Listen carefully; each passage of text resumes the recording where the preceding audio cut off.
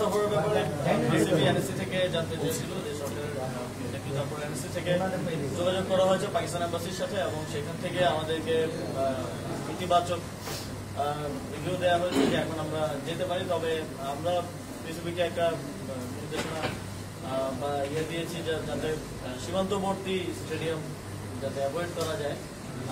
সেক্ষেত্রে বিসিবি এখন পাকিস্তান ক্রিকেট বোর্ডের সাথে কথা বলে যতটা নিরাপদ ভাবে এই সফর শেষ করা যায় এটা আমরা সফরের ব্যাপারে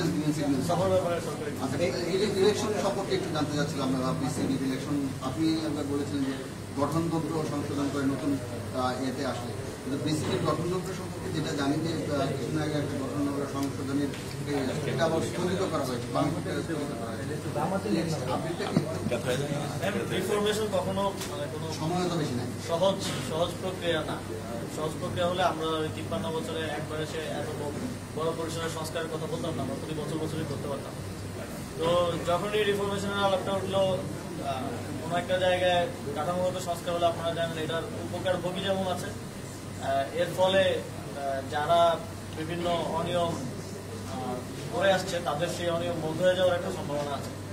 সেই জায়গা থেকে কিছু বাধা ছিল সেই সময়টাতে এবং সেই সময়টাতে আরো বিভিন্ন কারণে আমরা তখন আগেইনি। তবে অবশ্যই আমরা কনস্টিটিউশনাল রিফর্মটাকেই গুরুত্ব দিব এবং তারপরে ইলেকশনের দিকে যাব।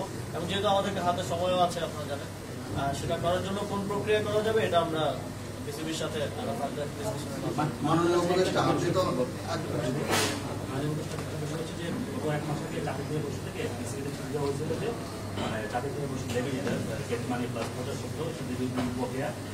এক মাস পার হয়ে গেছে, বিসিবি সুন্দর হয়েছে। বিসিবি এখন কোনো এই বিষয়ে চাকরি আয়ের অন্যতম অংশ হচ্ছে যে বিসিবির গেট মানি খেলাধুলা প্লাস প্রদেশ হচ্ছে। এই যে আপনার বড় যে দুজন পরিচালক বিসিবি একজন পরিচালক রয়েছেন, আপনার পরিচালক পরিচালক বিসিবি রয়েছে এনএসসি বোর্ডে থেকে। এই যে এনএসসি 1 মাস ধরে গেল কিন্তু রিপ্লাই নেই, এই বিষয়ে আপনি না, এটা আমরা কথা বলছি, এটা দীর্ঘদিনের প্র্যাকটিস হয়ে গেছে যে নিয়ম না মানা এবং নতুন করে যখন আবার সেগুলো রিইনস্টেট করতে যাওয়া হয় তখন একটু অভ্যস্ততার কারণে আমার মনে হয় যে একটু গড়িমসি বা এই বিষয়গুলো থাকে।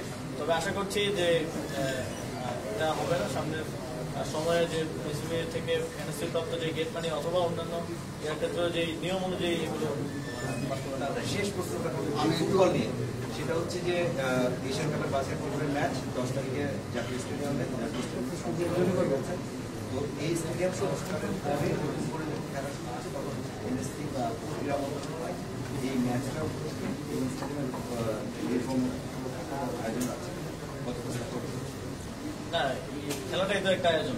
আমরা প্রায় জাতীয় স্টেডিয়ামে মনে হয় 6 বছর পরে কোনো খেলা নামছে এবং ঢাকার যারা দর্শক আছেন তারা আবার জাতীয় স্টেডিয়ামে এসে খেলা দেখার সুযোগ পাবে। আর এটাই একটা বড় আয়োজন বলে আমি মনে করি এবং এখনই অনেকে আগ্রহ প্রকাশ করছে, অনেকে টিকিট চাচ্ছে খেলার জন্য, খেলা দেখার জন্য।